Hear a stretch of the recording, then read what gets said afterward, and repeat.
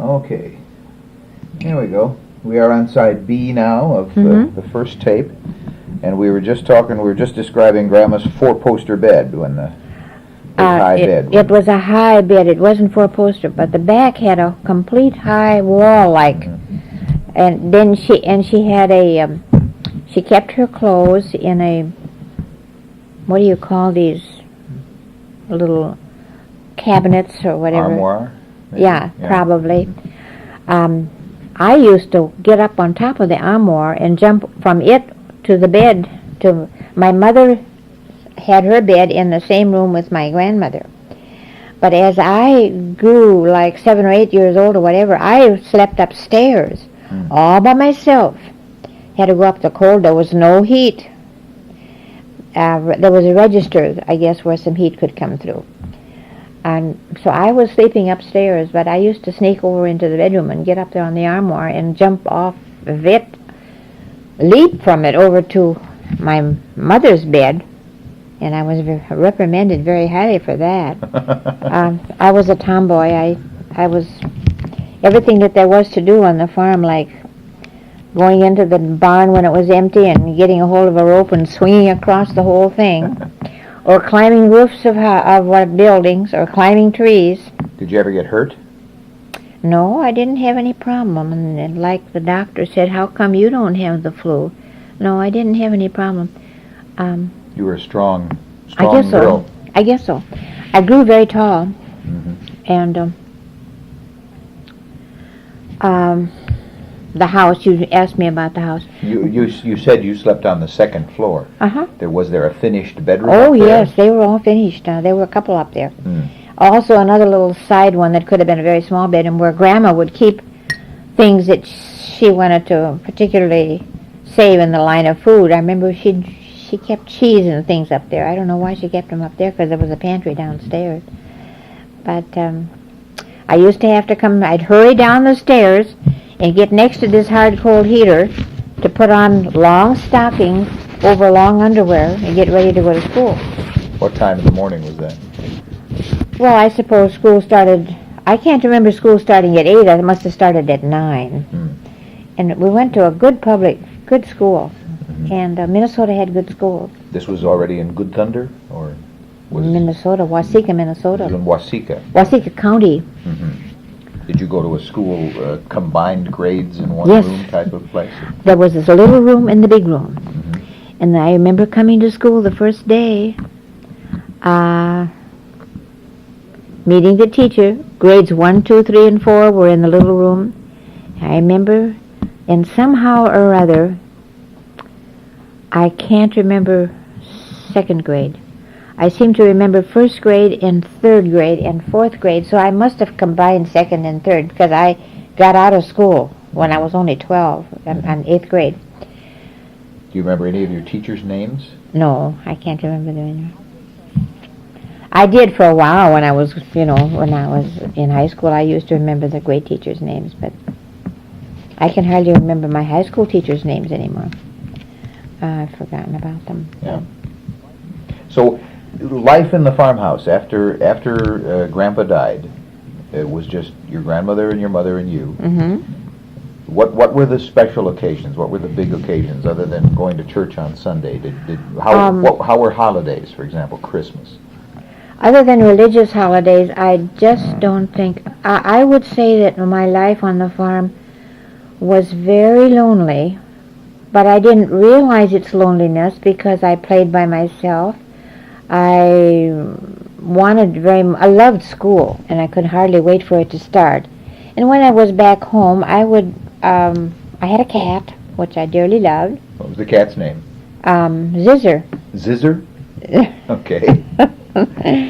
And Zizzer, I don't know who gave me a dog buggy, but I used to put Zizzer in the dog buggy. What color was the cat? What kind of cat? The gray, Tabby? Tabby. Yeah. And one winter, he was gone for quite a while, and I'd lost my cat. And lo and behold, sometime like in February or whatever it was, here comes my cat back home, missing one of the back paws. Apparently, there used to be a lot of trapping done. And apparently, I think he got caught in the trap, and how did he exist? I don't know, but he came back with the foot off. He limped. That was my zizzer. Like I say, loneliness outside of... We put on programs at school, and I was very active in school, of course. I mean, active as far as I could. I started I had taken these few piano lessons that my mother gave me when she got the organ for me. My mother was very musical. She loved music, and so she wanted me to learn to play the piano. And I walked about a mile and a half to get piano lessons, came back and practiced on the organ, and that was the only time I could get into the parlor was when I could practice on my organ. And birthdays were not observed. Holidays were not observed other than what would be at church. School, for that reason, became very, very important to me. I could hardly wait for it to start, and I hated it when it quit. I had my childhood probably was like an only child would have. I had imaginative... I used to like to play school, and I would set up chairs, and on those chairs I would put names of people, and they would be my pupils, and I would prepare papers, and I was teaching. You were a teacher already. Oh, yes, always. So this is what you wanted to be. Oh, yes. I wanted to be a teacher. So then my pupils would be these imaginary people on the chairs, you know. Mm-hmm. What did you do during the summer when there was no school? Well, I loved to go barefoot. Aunt Gusty would come over and would take me back to her home, and that was like going to a special place. There we had all kinds of people. She had her table never had less than 8 or 10 people around it. All the hired men who worked on the farm gathered there. Aunt Gusty and her daughter Martha, which later on became Mrs. Pomeranke. And once in a while Aunt Bertha would come over to visit. And Aunt Bertha and Aunt Gusty would reminisce about Germany. And I would love to have heard those. But of course I wasn't interested. But they would speak usually in flat German, Flatdeutsch. Flatdeutsch, yeah. And I never got to know that. Well, I spoke High German completely. And they spoke High German to me. But when the two girls got together, the two ladies, when they reminisced about Germany, I'm sure it was, I know it was Flatdeutsch with a P. Yeah. And they would laugh and joke about the things that had happened and have such a good time when those two sisters got together. And it would have been such fun to know what they were talking about. But did Gusty have any other children besides Martha? She had two boys, and Louis and Walter. Louis and Walter Geisler. No, Raymond. Oh, Raymond. That's right. Her name was Raymond, yeah. Of course. Right. And what happened to them? Oh, they were young men who, Walter and Louis, of course, like two brothers, one of them will stay with Mother on the farm. You see, her husband, Sam Raymond, died early in life, and she insisted on remaining on the farm, and it was a long, hard life for her. But she was a wonderful, wonderful person, and I relied on her heavily for her opinions, and she did not want me to come to South Dakota. She just begged me to stay in Minnesota. She wanted me to go to Mankato to a teacher's college, and why would I want to go out to South Dakota? But I did. I had the, sort of a wanderlust of wanting to leave. You were independent. Oh, yes.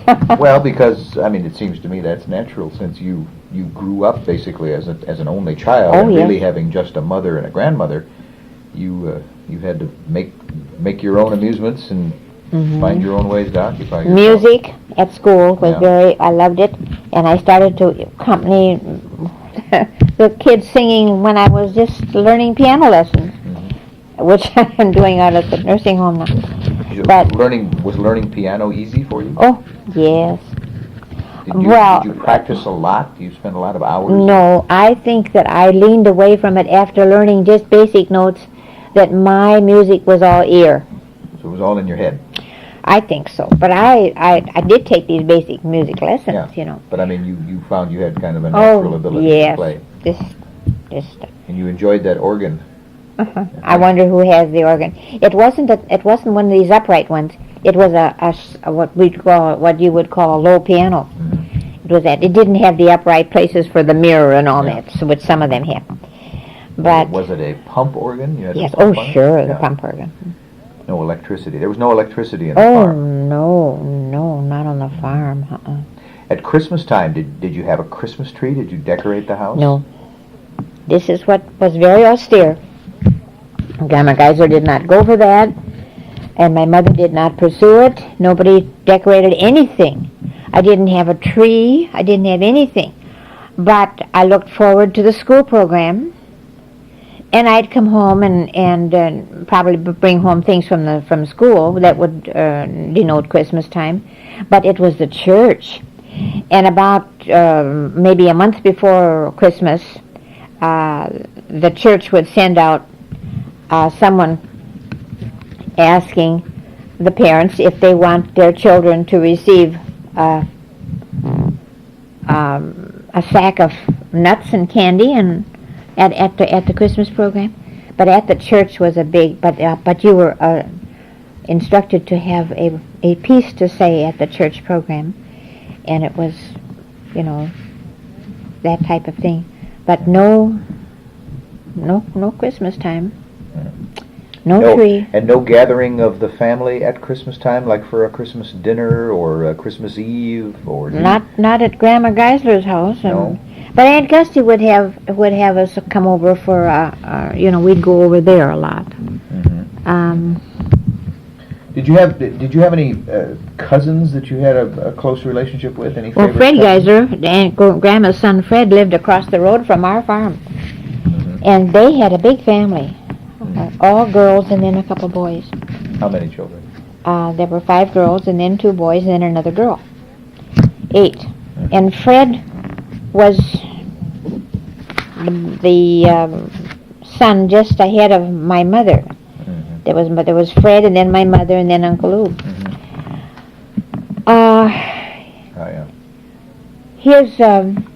His family was never close to us. Why not? I don't know. There was seemingly. I think Fred thought he should have had the farm that Aunt Gusty was sending her son and workers over to farm. But Fred already had a farm, but he could have farmed the one across the road. But he didn't get along too very well with Grandma. They didn't have as close a relationship as she had with her daughter, and Grandma didn't particularly care for the family that Fred had married into, and of course her name was Mary, and she didn't get along too well with Grandma Geisler, so there was never a close relationship there. But they lived right across the road. But they had all kinds of girls that I would play with. Oh, you would? Yes. But I was... And you knew these were your cousins? Well, they all went to my school. Sure.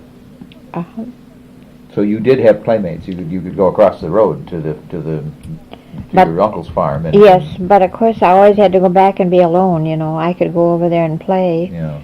But sometimes I didn't feel that I was... They had so much fun as a family, and I would go back home and be alone, And I sensed that. But I liked going over there, but I would only go if I was permitted, if they would ask me, I would play with the girls, but they were pretty much a clan of their own. And I was a little bit of an outcast, maybe, not entirely so, but I rather sensed that I was. Were Fred and your mother close at all? No. No. They didn't get along? Mm-mm. Oh, no. Why not? Do you think? Why do you think I they wouldn't didn't get along? know. Circumstances as they were, probably. He just didn't.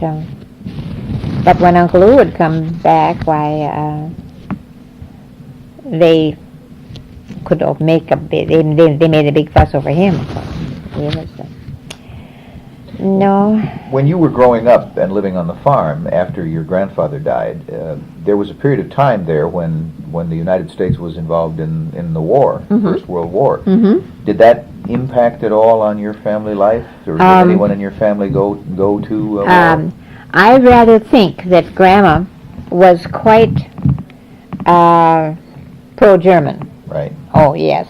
She would get the German paper, and I don't recall any remarks that she particularly made, but Aunt Bertha's family, the Morshings, one time when my uncle and Aunt Mel and I went back to the farm, might have been at the time of the Grandma's funeral, Uncle Lou found out that the Morshings were pretty pro-German. They were watching Hitler's progress. Now that's the Second World War.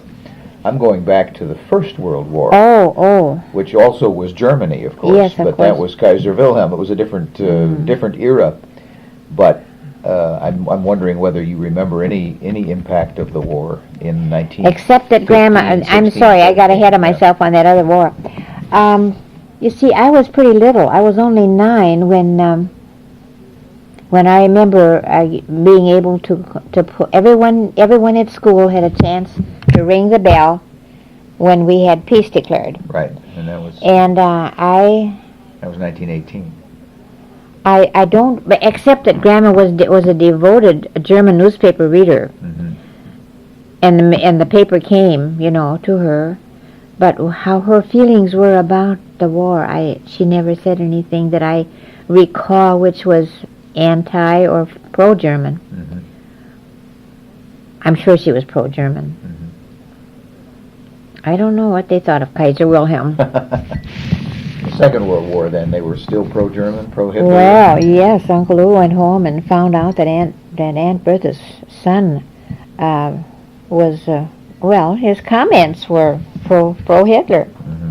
But, and he really bawled him out. He said, listen, you're an American now, and you don't keep track of what Hitler's doing and hoping that he's going to win the war. So, going back to your childhood, when you're 9, 10, 11, 12 years old, growing up in the school there, did you have some favorite things of yours that you really cherished, possessions? I'm not talking about the cat now, or the... No. Did you have any other favorite possessions other than the organ? I don't think so. My mother sewed clothes for me, and there was that sewing machine that later on I wondered that was my mother. She sewed dresses for me, which were the most, the plainest things you ever did see.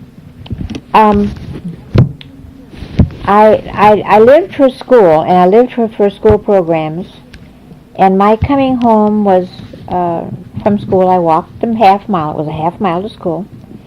And in the wintertime, we sometimes got picked up by other people with a big sleigh, and horses pulling the sled, big sled, and they would take us to school. We had programs at school that I was interested in. And I'd come home from school in the afternoon, and I used to say to Grandma that the cat was always in the window my zizzer was always in the window, and she said, the minute it's time for school to come out, and the kitty knows, the cat knows that you can, she'd say in German, that the cat knew that it's time for, and of course it wasn't that at all. The sun was shining in the window, and the cat liked to sit in the sunshine. But she would be in the window when I'd come, and I'd think she was waiting for me, which I thought was quite a thing. You had the cat. You had King the horse. Any other animals? Any dogs? Did you have dogs? No, we did not have a dog. Not even yard dogs? No. Not Grandma, but did they have yard dogs over at Aunt Gusty's? Yeah. All kinds of them. That's the place to go. Strawberries with cream and all gardens and melons and what have you. We just had most fun over at Aunt Gusty's. That's where we'd like to go. And when I graduated from 8th grade, that was quite important. And Aunt Gusty's insisted that that we were all supposed to wear white dresses. Now, my mother must have been ill already, because I have no recollection of her doing anything for me at all. And Aunt Gusty got the material, And her daughter-in-law, Louie's wife, made the dress for me. And we had a really beautiful ceremony for 8th grade graduation. Waseca had, in fact, Minnesota schools were really good. And we had a program, we had a speaker, all that sort of thing. And so the school was a half mile from the farm, and it was the Waseca schools. So Waseca County. County school, yeah. Uh-huh. So Waseca's the county seat, see? But you were right near the town, and I mean, the farm. No, it was about 8 miles from there. Oh, was it? School was half a mile from our house. Yeah. And I always walked to school. So did you have any boyfriends when you were in high school? Now you're in high school. You're going to Good Thunder now. I'm going from 8th grade. That's right. Okay, all right. Let's go back to 8th grade. Then you graduated from 8th grade. And then what happened next? I mean, then that summer I stayed at Aunt Gusty, and I stayed at I didn't go home. Now I don't know I think Grandma was living with Aunt Bertha by that time. And my mother was probably in the sanitarium. That must have been when she went in, because. So did they close the farm at that point, or did somebody else move onto the farm? They closed the house up, but they still did the land, But it seemed like the oldest daughter of Fred's, who would have been quite a bit older than I, when she got married, they went over to Grandma's house and got quite a few of the things out of the house for her marriage, and I remember I resented that. I had wondered why they hadn't gone over and borrowed a lot of stuff, and I wonder if they ever took it back. But when they broke up the house, I was married then, and I did have, I think Uncle Lou had word that some of that stuff belonged to my mother, and was I going to take charge of it, but I didn't. So I don't know who got it, who got the organ or the sewing machine. The two things that probably they thought maybe I would want had been the sewing machine and the organ, but I don't remember who got it. But there was no way. It was such a hard time. Vern and I didn't have any money, so my traveling to Minnesota would have been out of line. And how would I have hauled it back? Well, Uncle Lou could have gone and gotten it for you. Uncle Lou was having a problem with finances, too. So what happened to the farm, the farm you grew Well, up then Aunt Bertha's son rented the farm and lived in Grandma's house. You see, then they had vacated it and taken out all the things that belonged to Grandma. I wonder who got Grandma's bed and her armoire, and I don't know what happened to those things. That was after Grandma died. Yeah. But you say that you did not, when you graduated from the 8th grade, then you did not go back to that house. Went right to Good Thunder. I stayed with Aunt Gusty all summer long. See, I'd go over there and stay. Yeah. But you liked it better over there because there were more people around. Oh, yes. So you didn't like, even though you were able to cope with being alone and lonely, you didn't like being lonely. And you didn't like being not, alone. because I couldn't wait to get to Aunt Gusty's house. So was it a foregone conclusion that you would go on to high school? Because sometimes in those days, especially, people would quit after the 8th grade. Yes, and I had quite a time with Grandma. She made me promise on a stack of Bibles, practically, that I would be confirmed. Yeah. That was the only, she was she was so religious. She said, you've got to be confirmed. And she said, why do I want to go to Hochschule? I could stay on the farm and marry a nice farm boy. That was her expression. But no, she didn't like my going away. So were you confirmed? Oh, yes. So you did go through the Very much so. Yeah. In Good Thunder. That was a big deal. A big deal. I took the catechism. I had gone through it in German and went through it in English. And I finally... You did it in 2 languages? Were the services at the church that you attended conducted in German or in English? Morristown? Yeah. Oh, that was German. That was a German church. So you attended church up through the 8th grade. You were attending church, and church services and catechism and everything were in German. Well, Grandma couldn't understand English, you see. Right. So it was a German Lutheran church. So you really were raised in a German-speaking environment until you were... Oh, of course, until I went to school. And then all the while I lived with Grandma, I had to be bilingual. I mean, I had to speak everything to her in German. And when we went back to Germany, and, when I'd go around the house with Woody, everything would come back to me, the words and the speaking, and just, I don't know. I thought I could get this back real quick. Sure. And of course, you gathered it up real quick. But yeah, and it's all up there in your head. I mean, it just takes some trigger I know, to some unlock figure it. it out. Yeah.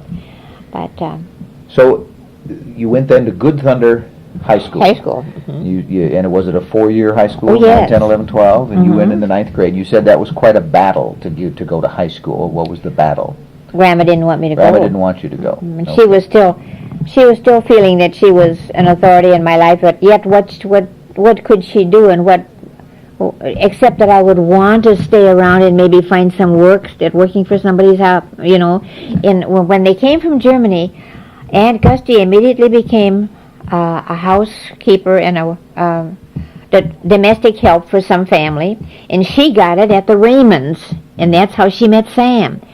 And Bertha went to work for someone, and she married Carl Morshing, who was one of the farm's young men. My mother also went out to work for some people. I don't know just who those were. I guess the name of them was Minor. And she was quite a bit younger, of course, than Aunt Gusty and Aunt Bertha, and so she also had. But that's what the girls did immediately. This was just the normal course of events. They became domestic help in America at families. So your mother was hired out to work for a family, and yes. and that's where she met your father. And yes. That's where they encountered each other. Yes. Yeah.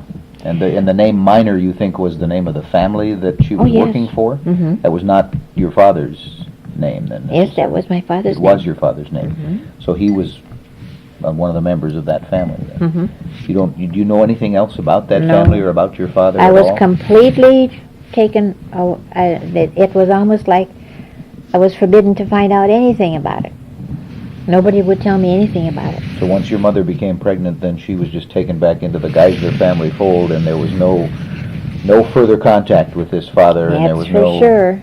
That's exactly. Yeah. Once in a while you get a sneaking remark made, but you were forbidden to hear anything. I was. Yeah. So as you were growing up, no mention was ever made of your father? Did you ever ask your mother? Did you ever inquire? Well, probably not during grade school. I don't remember, but as I grew into adolescence and what have you, there were many things I wondered about, but I didn't. You didn't raise the question. I didn't know. Or if the question came up, let's go back again to when you were living with your mother and your grandmother. If any question came up about your father, that conversation was just stopped. I don't even remember a question coming up. It just was. And you didn't. When you went to school, you didn't think this was unusual that you were being raised by your mother and your grandmother? I'm sure I did. I'm sure I did. And my grandmother made me feel that my mother had a great cross to bear, and she better do a good job of it, because she's very stern. And what she felt that she did not have a close relationship to my mother. She felt she had. She felt she'd failed somehow? Oh, yes. Grandma made her feel that way always. And I think that it was, when I think back to it now, it was a sad situation, but you see, Grandma almost made me feel that in fact, I did look down upon my mother because my grandmother made me feel that. So your poor mother then had to bear this cross that she had to bear was that she had to be made to feel guilty. Oh, yes. And Grandma thought that's what you're supposed to do. Be guilty, but be guilty forever? I mean, the poor woman. Oh, yes. There was never any... Not the German Lutheran that I was brought up with. How sad for your mother. And there was never then any further opportunity to meet any other young men or to get involved with any other boyfriends? A few times I would overhear conversations, and my mother loved fun, and my mother loved singing, and my mother loved cards. And my mother loved meeting people, getting out around people.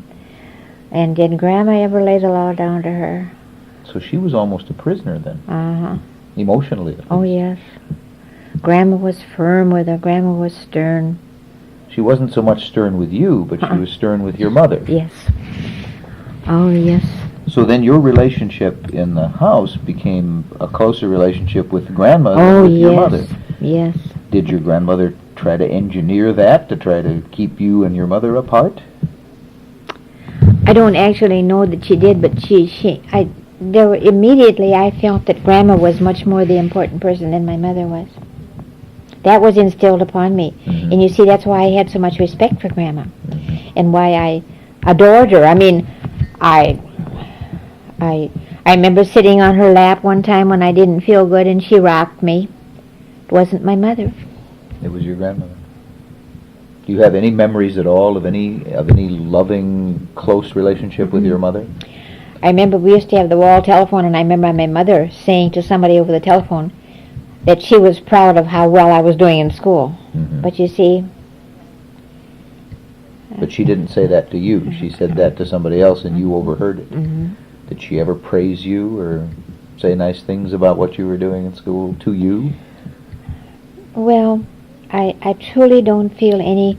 I truly feel that my grandmother kept any emotional feeling of love and attention or anything like that, that it was given to my grandmother instead of my mother. I look back and feel very, very sorry for my mother at this point in life, and later when I became adult.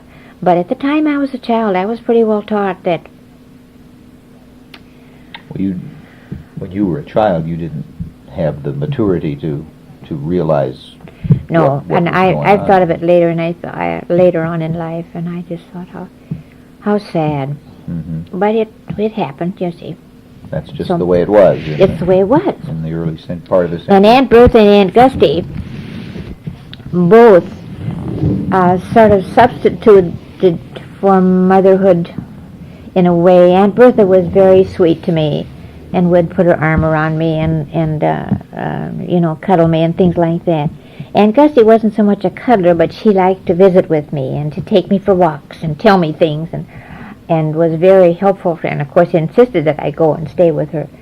But that was a matter of finances too, which is another story. The family didn't have much money. No, but Uncle August had left money to my mother, and they didn't let my mother have it for some reason or other. Uncle Lou and Aunt Mel, Uncle Lou and Aunt Gusty and Fred borrowed it. They borrowed it. Oh. Your Uncle August died in 1911, so you were just a couple of years old when he died. Mm-hmm. And he left money to your mother. Because he thought she needed it. Mm-hmm. He left her $4,000. There was a lot of money in those days. It was a lot of money in those days. Because as I remember Bill Pomeranke's home in Good Thunder, someone said, "Oh my, that's a lovely home. It's about a $5,000 home." That was Pomeranke's home in Good Thunder. It was a lovely home. And a $5,000 home was a mansion, was a showplace. It was one of the nicer homes in Good Thunder. So $4,000 was considerable. But it could have been invested. It was never. But your mother at that time was old enough, was she not, to where she could have taken on, to handle the money herself? How did the other siblings of August get hold of the money? I don't know.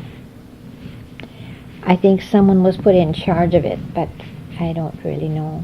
It wasn't given directly to her. It was left out of his estate for her. What about in terms of the farm? Wasn't there some interest that your mother had in the farm, especially since she was the last child living with your grandmother? That wasn't taken care of at all. So she wasn't left anything like that? Mm-mm.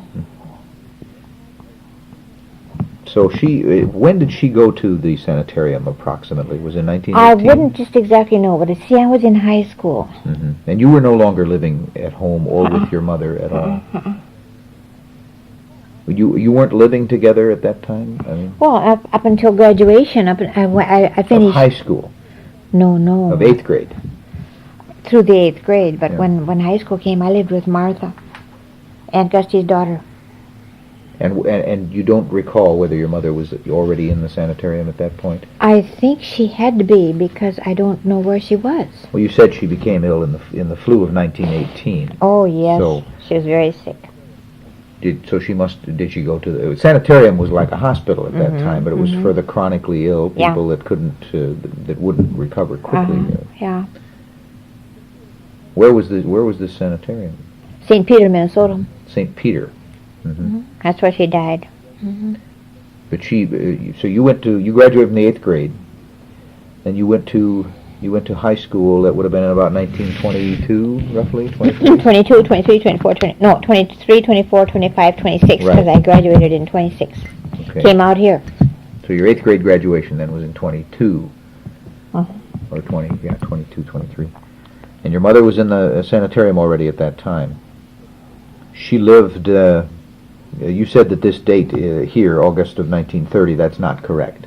Should have been about 38 or 37, 38. Should be 38. So she lived to be about 55 or 56 years old then, not 49. What did they say? 40, they say 49 here. She was much older she was than older she than died. that. I thought she was in her 60s, but then Well, she sounds like she was in her late 50s anyway. Mid to late 50s. Yeah. Okay. And so we go to Good Thunder High School. And here's the young lady who loves school, and now you're in high school. So what did you do? What was your high school like? I loved high school. I loved everything about it. My freshman year was a little bit tough because I still had to make that promise of becoming confirmed. And I couldn't get the classes adjusted at high school and still go to this catechism class getting ready for the confirmation. And Bill Pomeranke went to the superintendent and said to him, I'm going to be responsible for Martha. And he said, her family wants her to be confirmed. How can we arrange it so that she could get over to this confirmation class during high school time, up until confirmation time? That was my freshman year, and the principal and he, or probably a superintendent, we didn't call him principal, and Bill made an arrangement so that I could get out of a class and go over there and come back, which I did, and then I was confirmed, of course, at the end of that freshman year. That took 1 year, and then you were confirmed. Yeah. Yes. Now, you said that Henrietta, your grandmother, did not want you to go to high school. Who encouraged you to go to high school? Was it Aunt Gusty?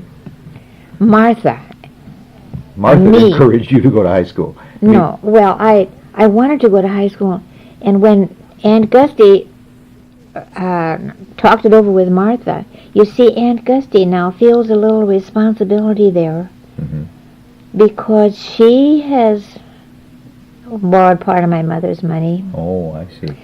That's what So Martha Pomeranke talked Aunt Gusty and your grandmother into allowing you to go to high school. Martha didn't particularly care. She was glad to have me come. Now, she's a young married woman. She hadn't been married. She married quite late, and she and Bill hadn't been married very long.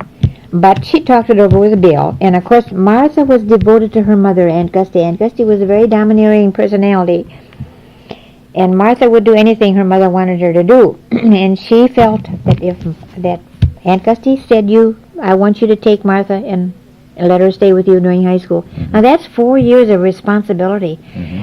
And probably Martha thought maybe she'll be just like her mother. She'll be a ne'er-do-well or whatever.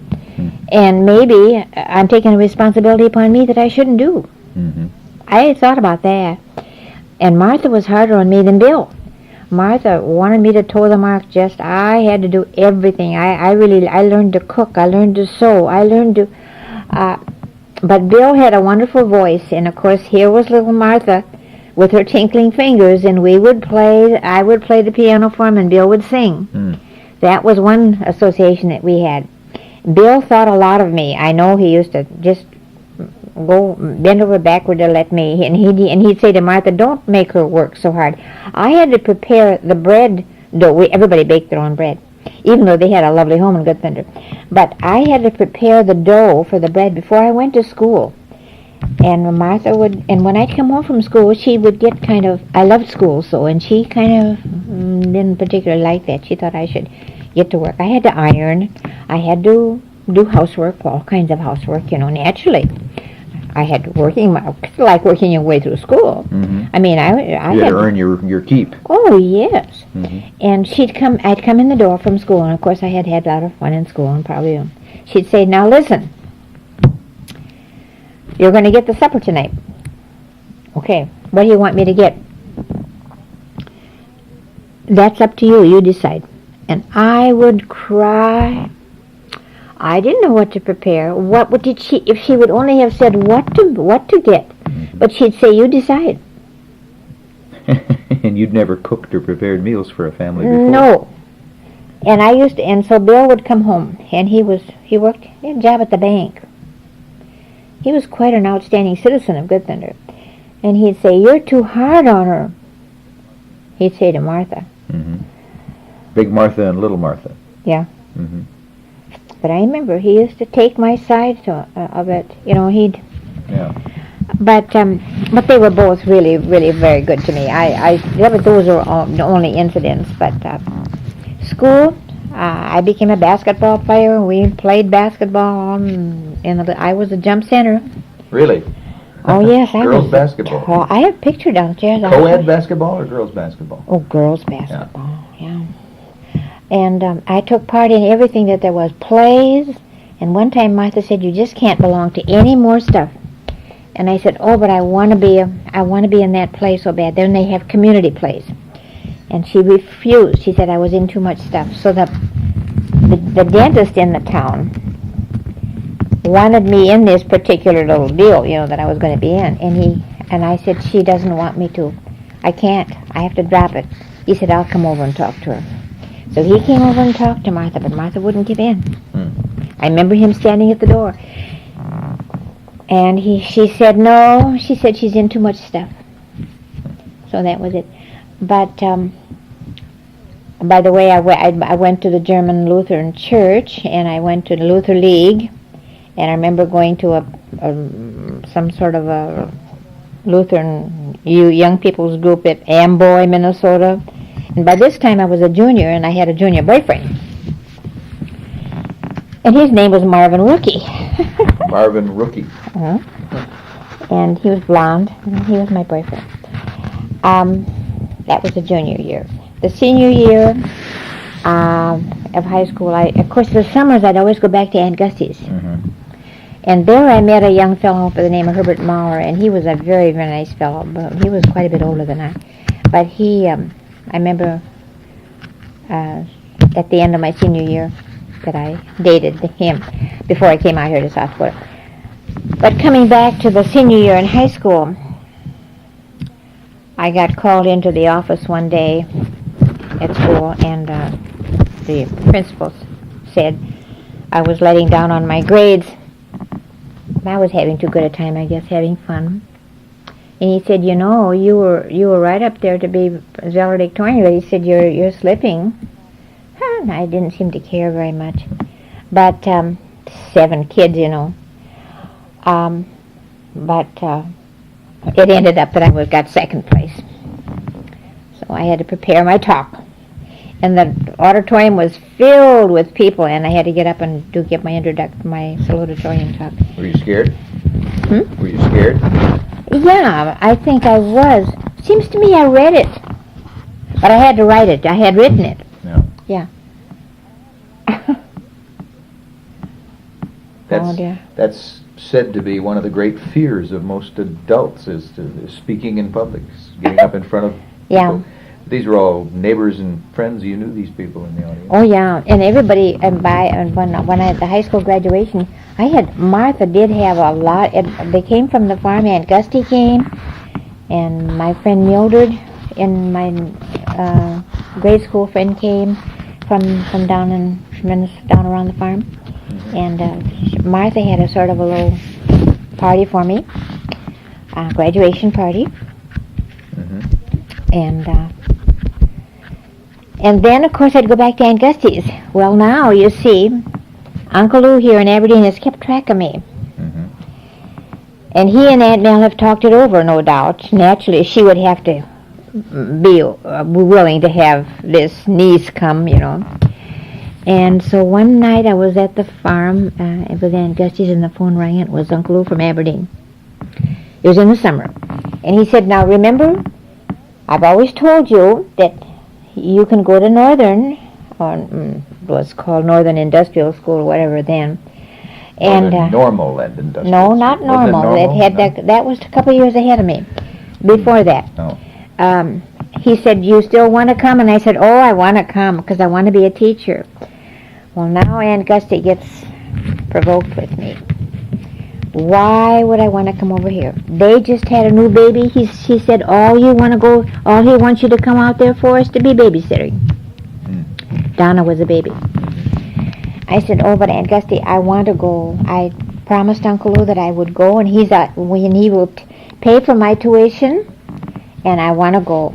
And she just worked hard to prove. She could influence people quite a bit, and she just insisted. So we went to Mankato. She said, you can find a place to go work for your room and board in Mankato. They've got a good teacher's college, and she said, Martha's going to go, and we're going to take the car, and we're going down. Mm-hmm. And so we did. And you know what I did? That was some more of my sneakiness that I think I had, or my secretiveness, or whatever. She said, we went for the ride, and through the area where there were nice homes where they might like to take in somebody for that type of work. Mm-hmm. She said, there's a nice house, go up and see if they would take somebody in for room and board to go to teacher's college. So I went up to one house. I pretended that I had rang the doorbell, but I hadn't. And I came back to the car and I said they didn't want anybody. I lied. But you see, and then she sat up with me the night